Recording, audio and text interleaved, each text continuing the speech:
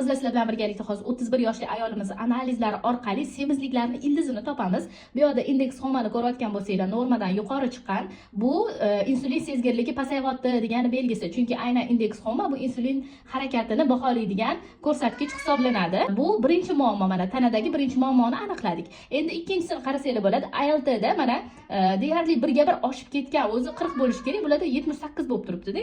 Aynan ALT ham oshgan. Yuqori ehtimol bilan bularda hozir jigarlarni yog' bosgan. Sababi juda ham ko'p shakarli yoki yog'li, sodda uglevodlar ko'p iste'mol qilgan bo'lishlari mumkin yoki haddan tashqari ko'p dori iste'mol qilgan bo'lishlari mumkin yoki kam harakat bo'lib, mana bu insulin sezgirligi pasayganlik hisobiga bu ko'tarilgan bo'lishi ham mumkin. Mana o'sha bu ikkinchi muammo, semizlikni sababini ikkinchi muammosi.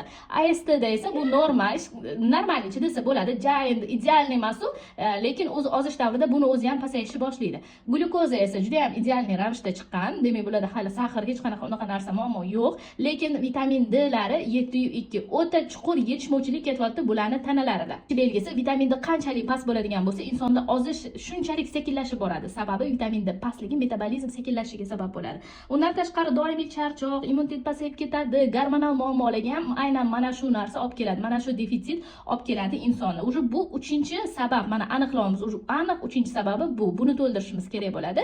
Undan keyingisi bu insulin. Insulin 14.7 ko'rsatyapti. Bu oshgan.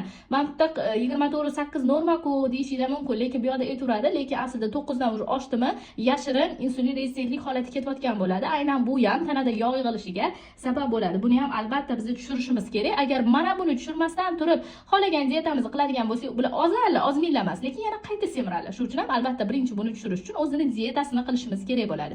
Undan tashqari mana ferritinda ham ko'rsanglar bo'ladi. Ferritinda ham yetishmovchilik ketyapti. Ya'ni ferritin past. Bu esa o'sha bularda 5-sabab ketyapti. Mana 5-muammoni ham biz aniqladik. Buni ko'tarishimiz kerak bo'ladi, chunki bu pastligi soch to'kilishiga, doimiy charchoqqa, uyqu, haddan tashqari ko'p uyquchan bo'lib qolish, uyqu sifati pasayib ketish holatiga yetkazishi mumkin bo'ladi. Albatta buni o'z normasiga keltirishimiz kerak. Pitaniyalarida temirga boy mahsulotlar bilan tuzib beraman va unga qo'shimcha ravishda albatta temir moddasini iste'mol qiladilar. Bu yerda TTG gormonlari, ya'ni o'sha qalqonsimon bez gormonlarida ham ozgina o'zgarish bor. Albatta endokrinologga ko'rinishlarni ham tavsiya qildim. Xo'sh, meni xulosam shundaki, bularning analizlaridan tanada ketayotgan 5 ta muammoni aniqladim. Eng birinchi o'rinda pitaniyani to'g'irladik. Pitaniya to'g'irlamaguncha 50 xil biodobavka ichilsa ham inson ozmasligi mumkin. Shu sabab birinchi o'rinda pitaniyani to'g'irlab, qo'shimchasiga biodobavka qo'shdik. Agar kimga shunaqa semizligini ildizi bilan davolamoqchi bo'lsa, meni direktimga murojaat qilinglar. Albatta men sizlarga ortiqcha vaznni, asl ildizini topishda yordam beraman.